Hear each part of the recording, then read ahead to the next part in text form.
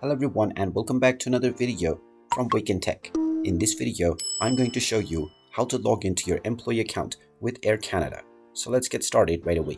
First of all, open up your web browser and then in the address bar type in Air Canada employee login and then start your search. Now from the search results, you will find the aircanada.ca link which says sign on AC Node 1. You can simply click on this option and you will be taken into the login portal for employees.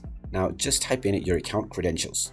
Go ahead and type in your user ID that you have set up while creating your account within the user ID section and then enter your account password underneath within the password box.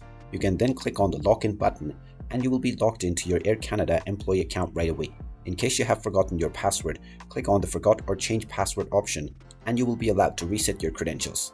And there you have it. That is how easy it is to log into your employee account on Air Canada. If you find this video helpful, make sure you hit that like button and subscribe to our channel if you haven't done so already. Also ring that notification bell to never miss another update from us. Thank you for watching and I will see you again in the next video.